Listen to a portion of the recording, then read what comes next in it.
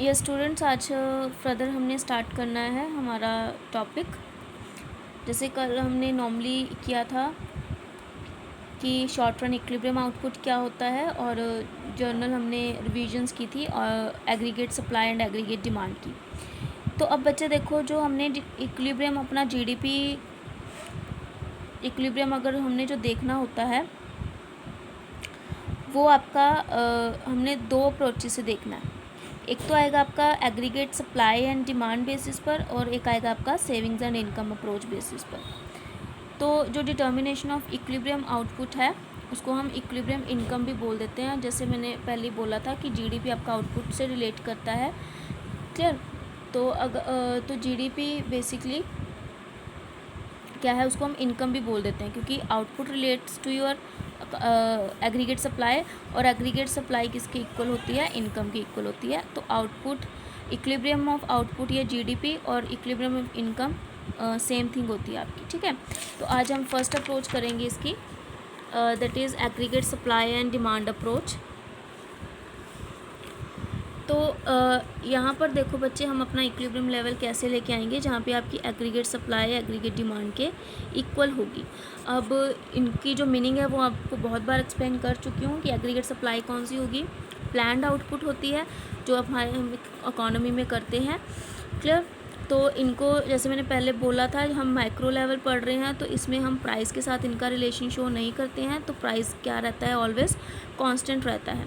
तो स्पेस जो aggregate supply का जो डायरेक्ट रिलेशन किसके साथ होता है? इनकम के साथ, क्योंकि शॉर्ट रन में ये हम अज्यूम करके चलते हैं कि जितना हमने सप्लाई किया है, स्टॉक जितना हमने प्रोड्यूस किया है, उतना ही हम क्या कर रहे हैं? सप्लाई कर रहे हैं मार्केट में।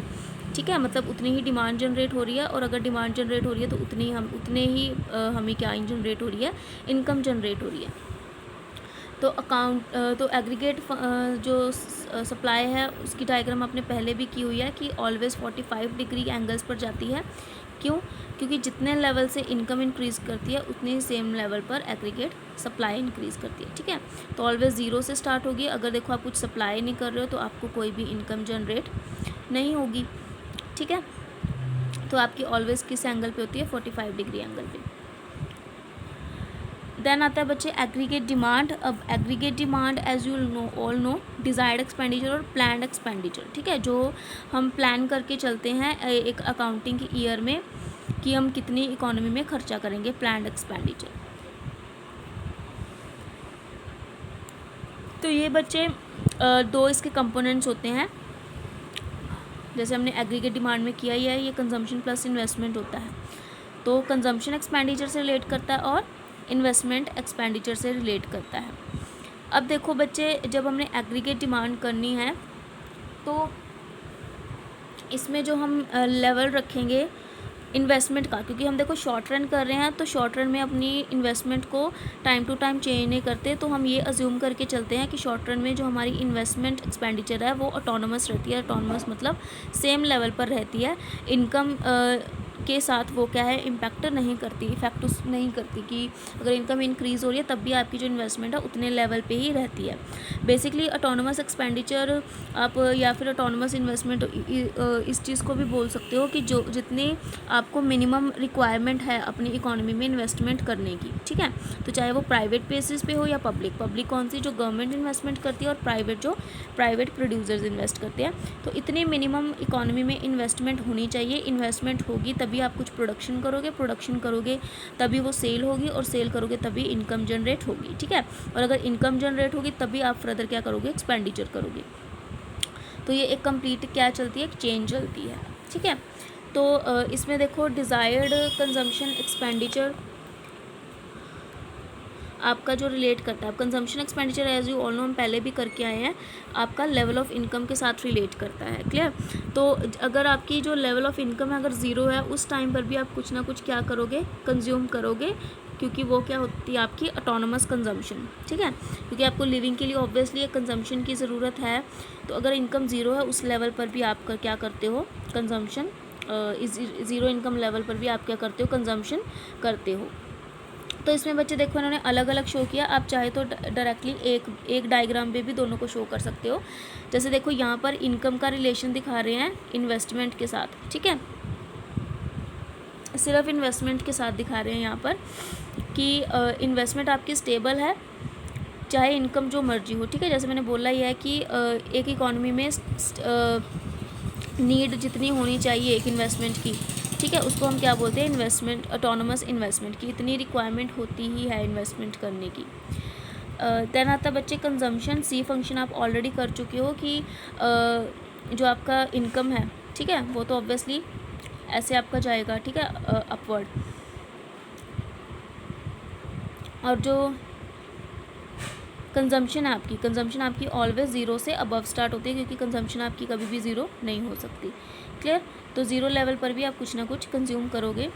तो जैसे इस पॉइंट पे ये कट कर रही है, इसको अगर हम तीनों को इकट्ठा यूज़ करेंगे, ठीक है, ये देखो ये आता है आपका कंसेप्ट कि 20 पे, जैसे देखो यहाँ पे शो कर रहे हैं क्लियरली कि ये आपका डाटा सेट है, इसमें आपकी ये इनकम है, ठीक है। ये चीज़ हम पहले भी कर चुके हैं, जो पहले हमने चैप्टर किया था इसका, कि कांस्टेंट लेवल पर ही आप अपनी इनकम को इंक्रीज़ करते हो और कांस्टेंट लेवल पर ही कंजम्पशन को इंक्रीज़ करते हो। इन्वेस्टमेंट आपकी देखो हर जगह सेम रहेगी, क्योंकि ये कौन सी इन्वेस्टमेंट है, ऑटोनोमस इन्वेस्टमेंट है, मतलब जो आपकी इकॉनमी में ज़रूरी है इन्वेस्ट करना ही करना है आपको, ठीक है। तो ज़ीरो लेवल है तब भी आप कुछ ना कुछ कंज्यूम करोगे, ठीक है। और इन्वेस्टमेंट है वो तो ऑटोनोमस इन्वेस्टमेंट है, वो आपकी चलती ही जाएगी। तो आपकी एग्रीगेट डिमांड कितनी होगी, 50 होगी। तो मतलब ऐसे आप इसको ऐड करते रहोगे। एग्रीगेट डिमांड क्या होता है आपका, कंजम्पशन प्लस इन्वेस्टमेंट, तो आप इसको ऐड करते रहोगे। तो इक्विलिब्रियम आपका कहाँ आएगा, जहाँ आपकी इनकम किसके इक्वल हो जाएगी, आपकी एग्रीगेट डिमांड के, कि मतलब इतना आप डिमांड कर चुके हो। तो इस केस में देखो तीनों चीज़ों को उन्होंने शो कर दिया। यहाँ पर आप अपनी इन्वेस्टमेंट शो कर दोगे, ये आपकी कंजम्पशन होगी 30 से, क्लियर, और ये आपकी है इनकम। और जब आपने इनको ऐड किया तो वो आपकी अलग से आपको क्या शो करेगी, एग्रीगेट डिमांड। तो एग्रीगेट डिमांड जैसे देखो 50 से स्टार्ट हो रही है, तो आप यहाँ से शो करोगे जिस पॉइंट पर एग्रीगेट डिमांड और इनकम कट करेंगी, वो आपका कौन सा पॉइंट होगा, इक्विलिब्रियम आउटपुट का, ठीक है, जहाँ पे आपका एक्सपेंडिचर आपकी इनकम के इक्वल है, ठीक है, कि मीन्स योर, क्योंकि देखो इनकम किसके इक्वल होती है, एग्रीगेट सप्लाई, मींस यहाँ पर आपकी एग्रीगेट सप्लाई इक्वल है आपकी एग्रीगेट डिमांड की। क्लियर। ये सेम चीज़ बच्चे इन्होंने यहाँ पर भी शो की हुई है, ठीक है। तो यहाँ पर वो बेसिकली रिलेशन दिखा रहे हैं एग्रीगेट सप्लाई और डिमांड का।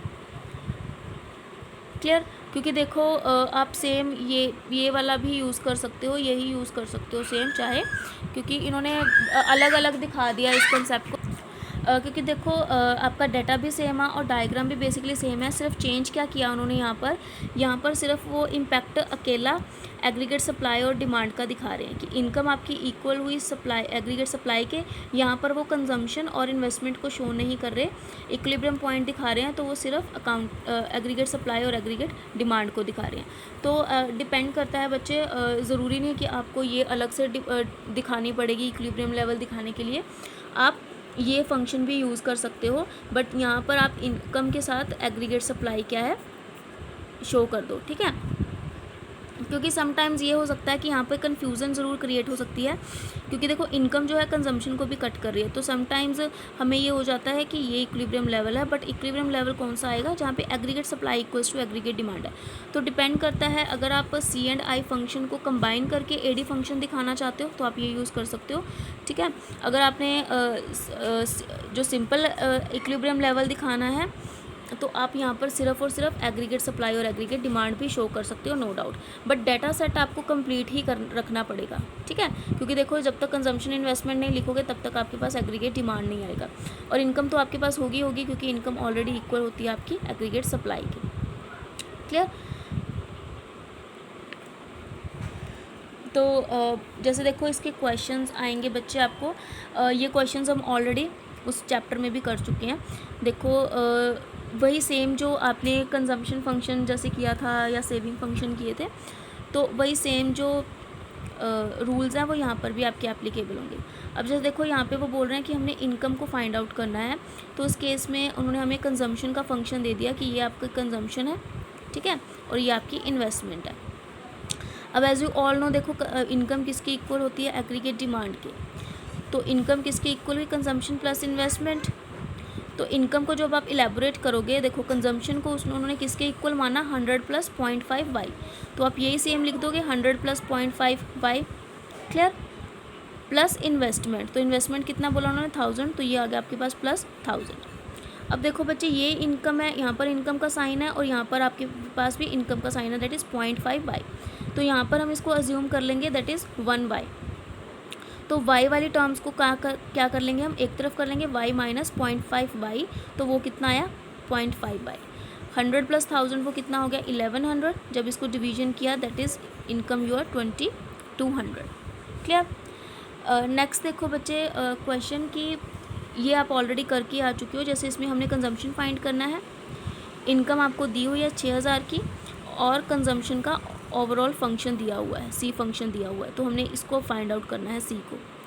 तो अब जैसे देखो सी हमने फाइंड आउट करना है, 100 दिया है, 0.75 ये हमारी मार्जिनल प्रोपेंसिटी टू कौन सी होगी, कंज्यूम, ठीक है, क्योंकि कंजम्पशन फंक्शन कर रहे हैं, और वाई हमें ऑलरेडी दिया है 6000 का, ठीक है, इनकम ऑलरेडी दी है। तो अब आप इसको सॉल्व करोगे तो आपकी जो कंजम्पशन, टोटल कंजम्पशन कितनी आ गई 4600, क्लियर।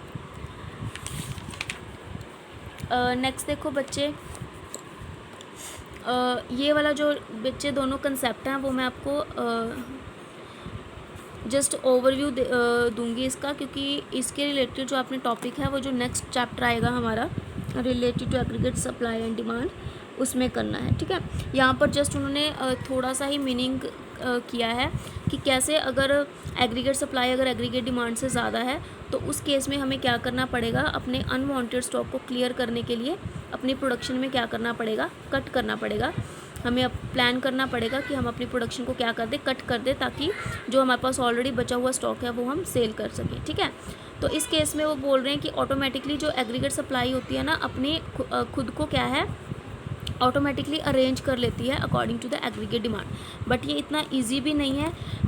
ये चीज़ आप जो नेक्स्ट चैप्टर है उसमें सीखोगे कि कैसे हम इन दोनों केसेस में कैसे हम अपनी एग्रीगेट सप्लाई को डिमांड के इक्वल क्रिएट करते हैं, ठीक है। यहाँ पर आप अपने, जैसे मैंने पहले बोला था, मैक्रो लेवल पे आप वर्क कर रहे हो, तो आप यहाँ पर मैक्रो लेवल पे वर्क कर रहे हो तो यहाँ पर आप प्राइस का इफेक्ट नहीं देखते, ठीक है। जैसे मैक्रो लेवल पे तो हम सप्लाई डिमांड को बड़ी इजीली चेंज कर लेते थे प्राइस इम्पैक्ट देखकर, तो वैसे अगर हम जर्नली देखें ना तो प्रैक्टिकली ये सिर्फ चीज़ें हम अजम्पशन बेसिस पर कर रहे हैं, बट प्रैक्टिकली अगर हम देखें तो जर्नल प्राइस लेवल पर अनडाउटेडली इम्पैक्ट पड़ता है, ठीक है। तो बट हम प्राइजेस का इम्पैक्ट नहीं देख रहे हैं मैक्रो में, हम ये अज्यूम करके चलते हैं कि हमने एग्रीगेट सप्लाई और डिमांड को इक्वल कैसे करना है, बाय यूजिंग द आउटपुट, ठीक है, आउटपुट में चेंजेस करके और इनकम में चेंजेस करके। तो जनरली इनकम और एम्प्लॉयमेंट बेसिस पर ही हम अपनी एग्रीगेट सप्लाई और डिमांड को क्या करते हैं, इक्वल करते हैं मैक्रो लेवल के केस में, ठीक है। वही सेम केस अगर डिमांड ज़्यादा है as compare to aggregate supply, it means आपके पास बहुत कम रिसोर्सेज हैं, ठीक है, स्टॉक आपके पास ज़्यादा नहीं है, तो उस केस में आपको क्या करना पड़ेगा, रीबिल्ड करना पड़ेगा स्टॉक को, मतलब आपको फिर प्लान करना पड़ेगा प्रोडक्शन को हायर करने का। तो वही सेम चीज़ है कि इट्स नॉट ईजी कि हम ईज़िली प्लान कर सके अपनी प्रोडक्शन को ज़्यादा इंक्रीज़ कर सके, ठीक है, क्योंकि देखो अगर तो फुल एम्प्लॉयमेंट का केस है तो उस केस में आप अपनी एग्रीगेट सप्लाई को ज़्यादा कर ही नहीं सकते हो, तो कैसे फिर हम aggregate supply equals to aggregate demand को इक्वल करेंगे, तो ये सब हमने उस चैप्टर में करना है, ठीक है। यहाँ पर उनका सिर्फ जनरली उन्होंने मीनिंग बता दिया है कि अगर तो डिमांड ज़्यादा है तो ऑब्वियसली हमें अपनी सप्लाई को क्या करना पड़ेगा, इंक्रीज़ करना पड़ेगा, प्लान करना पड़ेगा उसको इन फ्यूचर ज़्यादा करने का एग्रीगेट डिमांड को, ताकि हमारी जो एग्रीगेट सप्लाई को ज़्यादा करना पड़ेगा हमें इन फ्यूचर, ताकि जो आपकी एग्रीगेट सप्लाई इंक्रीज़ हो जाए और किसके इक्वल आ जाए, एग्रीगेट डिमांड के, क्लियर। तो बच्चे आज बस हमने इतना ही करना था, aggregate supply and demand approach, उसके बाद हम सेविंग एंड इन्वेस्टमेंट अप्रोच करेंगे, क्लियर। ओके, थैंक यू बच्चे।